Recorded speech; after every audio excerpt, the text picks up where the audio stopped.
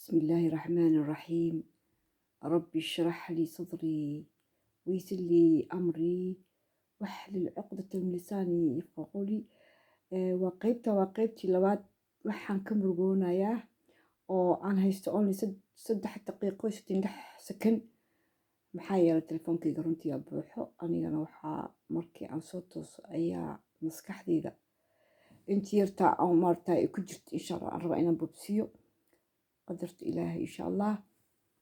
marka walaalayaalo waxaan soo waday qatii koowaad soo dhageyso tan labaad marka dhageyso waxaan ka murugoonayaa oo tiitarkeeda ku qoraya number 1 kan 2 noqona maaqan 3 inuu noqon doono maxaa yeelay ana aslan waxaan ahay qof runtii hadla haddana hadalkayga gudahayga ma jecel inaan ku haayo inkastoo walaal marka waxaan waday meeshii waxaan waday ahayd rasuulullah sallallahu alayhi wasallam waxaa naloo sheegay macnaha annaga dhaqanka islaamka in dumarka aan maaragtay loo dhiibin maaragtay ay xukunka ugu sarreynin laakiin dumarku ay yihiin lafdhabarka rag iyo dumarba ilaaha isu sameeyey.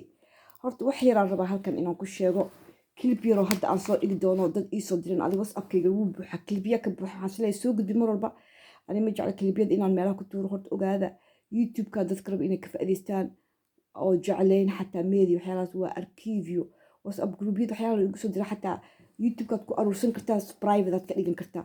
horta waxyaalahaas ani waan save gareeyaa marka telefoonka saas usii buuxsamay. hadda kelmadaan rabaa inaan inii sheego oo hadda cajalad kusoo xogto insha Allah markaan dhameeyo aniga codkayga ama kalan iyo markii saddexaad dhamaado aan soo gelin doono.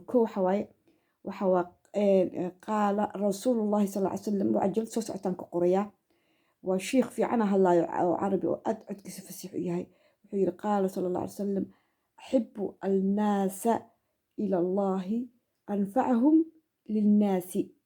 أحب الله إلهي سبحانه وتعالى رسولك الله صلى الله عليه وسلم وحولي شيخ والعاده معناها رسول الله صلى الله عليه وسلم معناها أفكسكم هلا مسكح دي سماها وحكوها الله وكلام إلهي رسولك صلى الله عليه وسلم أصدق نبى قرآن أيوة هاي خير للناس واي مركا وحولي معناها رسول الله صلى الله عليه وسلم قال صلى الله عليه وسلم أحب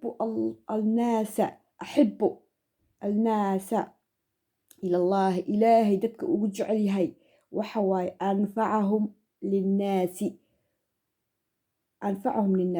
معناها كوة دتك أنفعه دتك لقمة هنا ليه شيخة معناها ومسلم دتك أنفعه حتى نعجد وصوب والقيا بقينا نصوب مرسيد ما ندوي أن صوب أن أنفع عربي جمرك وكل هذا بعدين أنا فسر دتك على العربي أقول دتك يقانو يقانن marka allah wuxuu ugu jecel yahay kuwa dadka anfaca.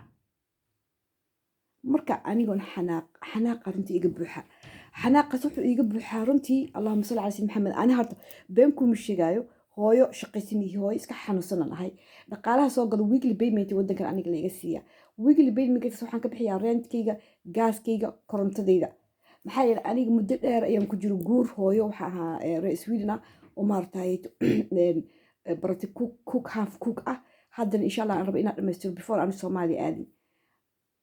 cajaladu way isdiidaysaa inay duubto. Allahumma salli ala sayyidina Maxamed.